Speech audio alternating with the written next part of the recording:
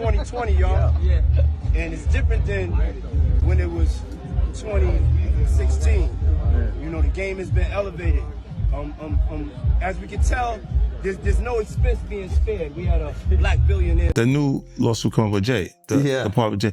I go, oh shoot, like to us, black excellence. that had to be there. We getting tighter. You know what I'm saying? And united we stand. And ain't nothing else. Black excellence, they're sitting there like, yeah. It's the billionaire brunch. Oh, Like, I hate you, man.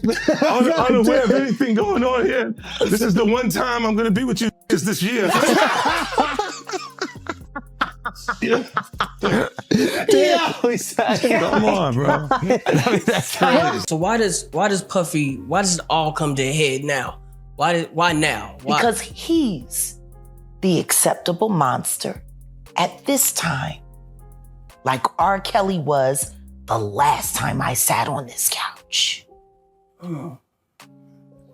So who's next? Y'all don't see the lineup? Yeah, we see the lineup. I'm just waiting to see who's next. Jay-Z is setting Diddy up. Why is everyone having such a hard time? He ain't doing shit different.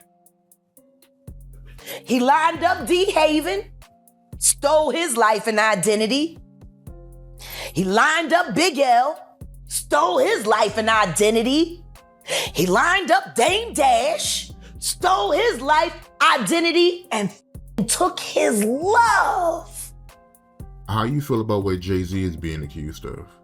Terrible accusation.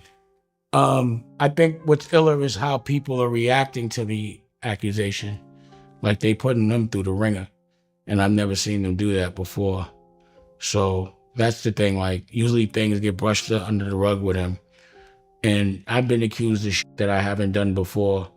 And people don't scrutinize. I didn't get as scrutinized as he's getting. So I'm like, it's just odd to see him in that, getting looked at in that way by white people, like Jay does, yeah, like I hope that shit didn't happen, but I'm like, damn, they turned the world real, like people on a certain level have been fucking with him a certain way where he couldn't do no wrong for like 25 years straight. This is the first time he's not getting a pass with white media, like he can control black media because a lot of them either work or do business with him, but like,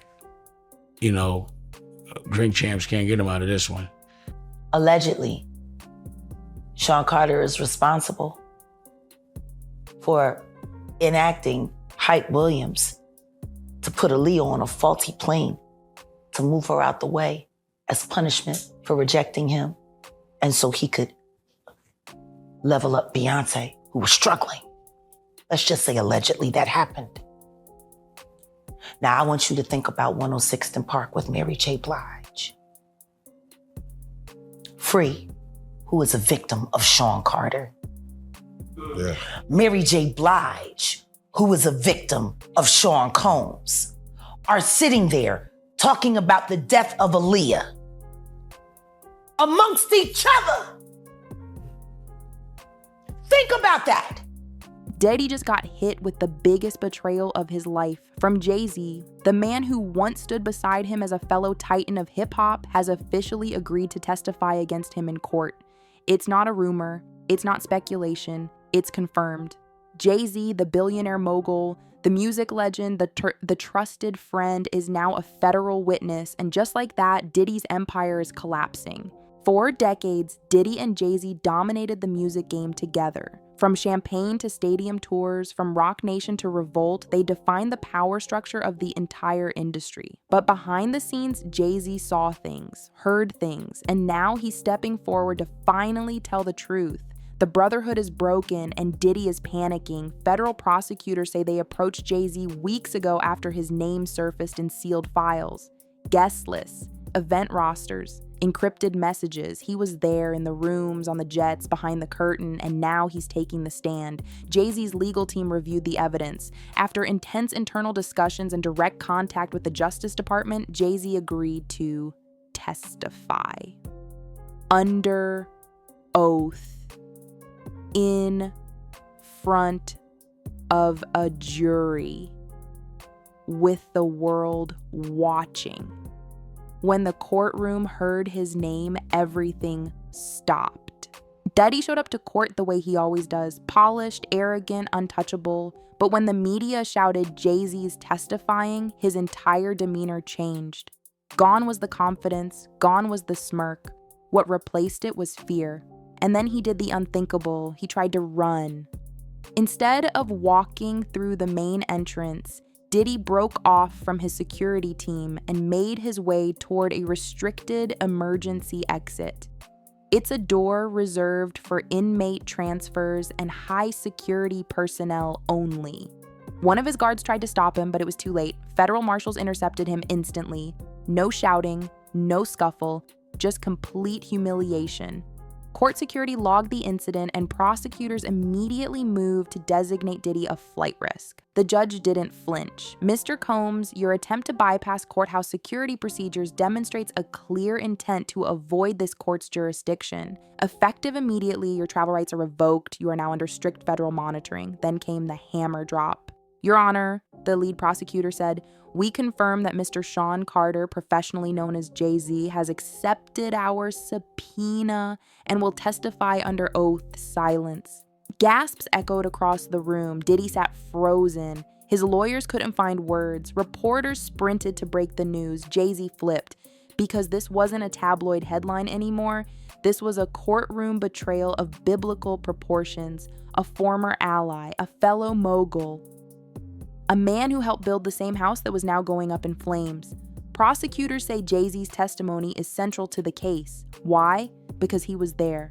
Court records reveal that Jay-Z attended at least 3 private gatherings that were labeled Cerebral Dwai Ever Dawood's Bayer are par by the feds. These were high security, invitation only events. No phones, NDAs at the door, hush-hush meetings disguised as celebrity retreats. One of them, a secluded Bahamas trip in 2017. On paper, it was a music summit. In reality, prosecutors claim it was a strategy meeting to cover up growing allegations against Diddy. Jay-Z was on that flight manifest. Another, a penthouse meeting in Manhattan following the leak of disturbing footage tied to a former bad boy artist. Emails show Diddy telling Jay, we need to lock this down before it spreads. That email is now federal evidence. And Jay-Z, he's not denying it. He's testifying about it. Encrypted messages coordinating a cover-up operation, his growing concern over what he saw and why he finally had to speak. The government has chat logs, financial ledgers, travel records, surveillance photos. Now they have Jay-Z. And when Jay flipped, everything Diddy built started falling apart. C-Rock dropped Diddy immediately. Yeah, you're no longer associated with Mr. Sean Combs or his affiliates, the company stated. Revolt TV imploding.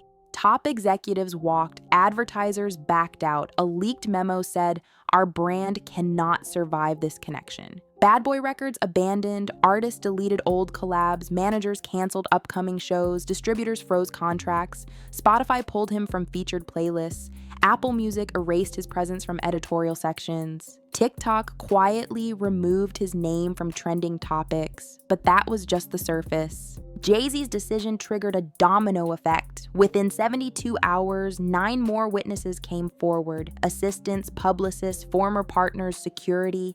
They weren't scared anymore. They saw the kingpin's armor crack. They stepped into the light. Because if Jay-Z was telling the truth, so could they. And the prosecutors, they're building their entire case around his timeline. Jay-Z will guide the jury through. Who was in the room during the cover-ups? What was discussed in coded language? How hush money was funneled through shell companies? Which celebrities were protected and which ones were silenced? The exact moment Diddy crossed the line from image to criminal empire, one assistant turned witness claims she saw Jay-Z visibly uncomfortable at a Diddy strategy dinner in LA. She says he tried to leave early. Now that moment is a focal point in the prosecution's narrative. Jay-Z's involvement turns this case from scandal to collapse. His voice has credibility, his brand is clean, his reach is massive, and Diddy, he has no more cover. Jay-Z's testimony is the blueprint. The prosecutors will use it to trace every wire transfer, every NDA, every lie. This isn't beef, it's betrayal. And it's not just ending Diddy's career, it's ending his freedom. Jay-Z's flip crushed Diddy's legal team. His lead attorney quit days later. His crisis manager released a one-line statement. "We're done."